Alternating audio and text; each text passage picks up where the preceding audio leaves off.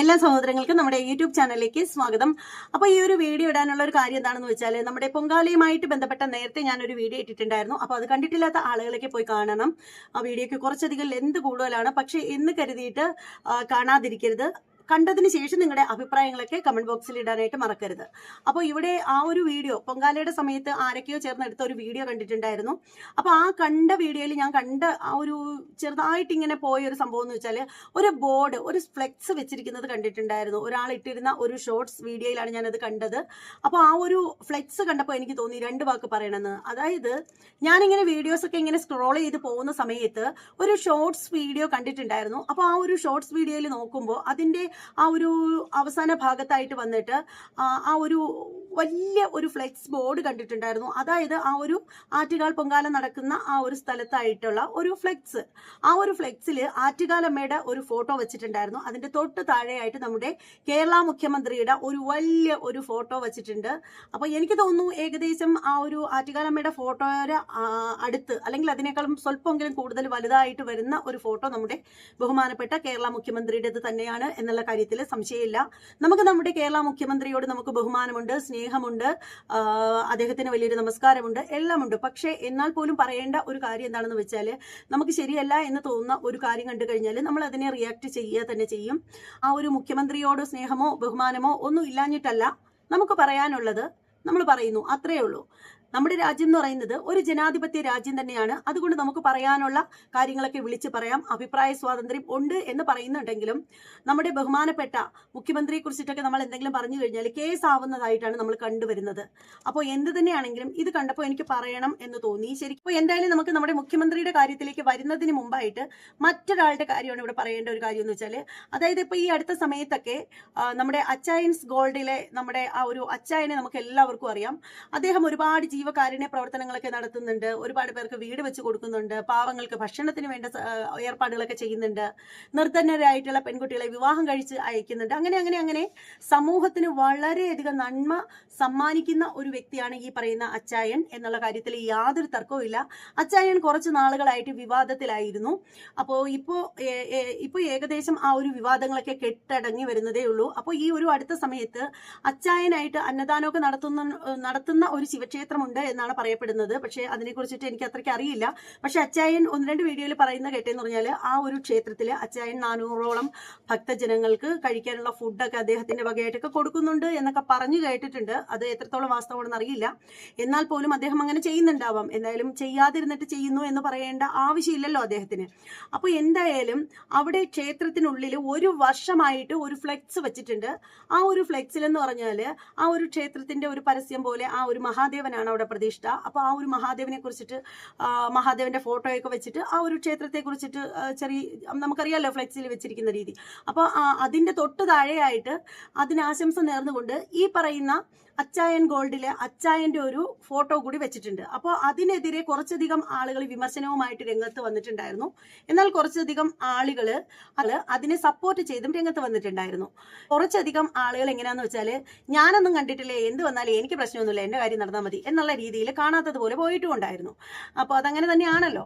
അപ്പോൾ എന്തായാലും ഇത് കണ്ടു കഴിഞ്ഞപ്പോൾ എനിക്കൊന്ന് പ്രതികരിക്കണം എന്നുണ്ടായിരുന്നു. പക്ഷെ ആ ഒരു സമയത്തെ പ്രതികരിക്കാൻ പറ്റാത്ത ഒരു സാഹചര്യമാണ് ഉണ്ടായിട്ടുള്ളത്.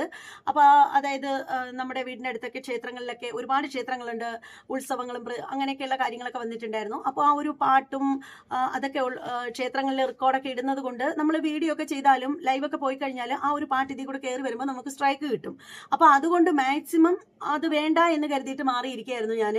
അപ്പോൾ അതുകൊണ്ട് തന്നെ ആ ഒരു സമയത്ത് എനിക്ക് ആ ഒരു വീഡിയോയെ കുറിച്ചിട്ട് ഒരക്ഷരം പോലും സംസാരിക്കാൻ പറ്റിയിട്ടുണ്ടായിരുന്നില്ല. അപ്പോൾ ഈ ഒരു നമ്മുടെ ബഹുമാനപ്പെട്ട മുഖ്യമന്ത്രിയുടെ ആ ഒരു ഫോട്ടോ കണ്ടപ്പോഴാണ് എനിക്ക് ഈ ഒരു കാര്യവും കൂടി പറഞ്ഞു വെക്കണമെന്ന് തോന്നിയത്. അപ്പോൾ എന്താണെന്ന് വെച്ചാൽ, ആ ഒരു അച്ചായന്റെ ഫോട്ടോ വെച്ചതിനോട് എനിക്ക് 1% പോലും യോജിപ്പില്ല കേട്ടോ. കാര്യം എന്താണെന്ന് വെച്ചാൽ, അങ്ങനെ ചെയ്യാൻ പാടില്ല. ഒരു ഭഗവാന്റെ ഒരു ഫ്ലെക്സിനകത്തല്ല നമുക്ക് പുറത്തു നിന്നുള്ള ഒരു പരസ്യം വെച്ചിട്ട് ആ ആളിന്റെ ഫോട്ടോ കൂടി നല്ല വലിപ്പത്തിലാണ് വെച്ചിരിക്കുന്നത്. അത്യാവശ്യം വലിപ്പത്തിൽ തന്നെയാണ് അദ്ദേഹം വെച്ചിരിക്കുന്നത്. അത് വളരെ മോശമായി പോയി എന്നേ എനിക്ക് അച്ചായനോട് പറയാനുള്ളൂ. അപ്പോൾ അച്ചായന്റെ ഫോട്ടോ ഒന്നും അതിനകത്ത് വെച്ചിരിക്കേണ്ട ഒരു കാര്യമില്ലായിരുന്നു. അല്ലെങ്കിൽ ആ ഒരു ഫ്ലെക്സിന്റെ ഏറ്റവും താഴെ ഭാഗത്തായിട്ട് വേണമെങ്കിൽ അദ്ദേഹത്തിന്റെ ജ്വല്ലറിയുടെ പേര് വെച്ചാലും നമ്മൾ അതിനെ തെറ്റ് പറയില്ലായിരുന്നു. പക്ഷെ ഭഗവാനൊപ്പം തന്നെ അച്ചായന്റെ പേര് വെക്കുമ്പോൾ, അല്ലെങ്കിൽ ഭഗവാനൊപ്പം തന്നെ മഹാദേവനൊപ്പം തന്നെ അച്ചായന്റെ ഫോട്ടോ വെക്കുമ്പോൾ അവിടെ മഹാദേവൻ ആരായി? ഈ അച്ചായൻ ആരായി എന്നാണ് എനിക്ക് ചോദിക്കാനുള്ളത്. ഒരുപാട് നന്മകൾ ചെയ്യുന്നുണ്ടാവാം, ഒരുപാട് സഹായങ്ങൾ മറ്റുള്ളവർക്ക് ചെയ്യുന്നുണ്ടാവാം, പക്ഷേ എന്നാലും താങ്കൾ ഭഗവാന് തുല്യമാവില്ലല്ലോ ഒരിക്കലും. അപ്പൊ ആ ഒരു ചെയ്ത പ്രവൃത്തിയോട് ഒരിക്കലും എനിക്ക് സപ്പോർട്ട് ചെയ്യാനായിട്ട് സാധിക്കില്ല. അതിനെതിരെ ഒരു യുവാവ് നന്നായിട്ട് വിമർശനങ്ങളുമായിട്ട് വന്നിട്ടുണ്ടായിരുന്നു. അദ്ദേഹം തന്നെ ആവണം ഈ ഒരു വീഡിയോ, അതായത് നമ്മുടെ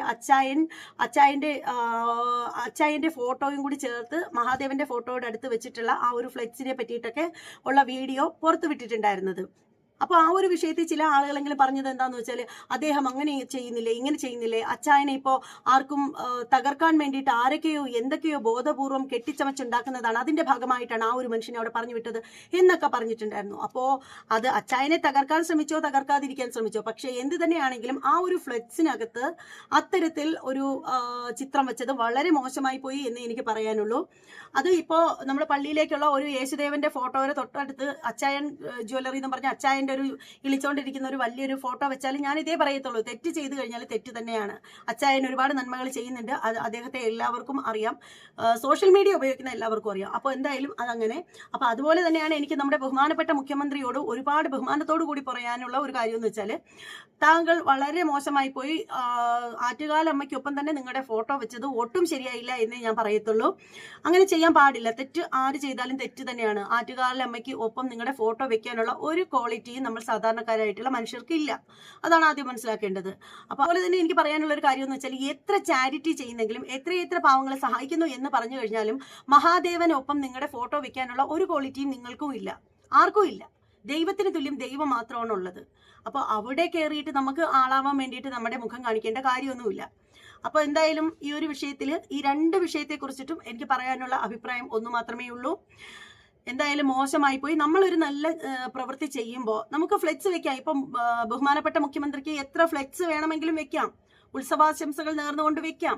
പക്ഷേ അതിന് നമ്മുടെ ആറ്റുകാലമ്മയുടെ ഫോട്ടോയോട് ചേർന്ന് വെച്ചത് ശരിയായില്ല, അതേ ഞാൻ പറഞ്ഞിട്ടുള്ളൂ.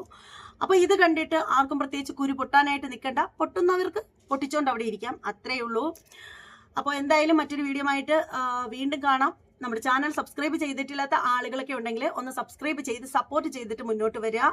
അപ്പോൾ അതുപോലെ തന്നെ നമ്മുടെ വീഡിയോയ്ക്ക് ഹൈപ്പ് ഉണ്ടെങ്കിൽ ഹൈപ്പ് കൂടി തന്നേക്കുക. മറ്റൊരു വീഡിയോ ആയിട്ട് വീണ്ടും കാണാം. അതുവരെ എല്ലാവർക്കും ബൈ.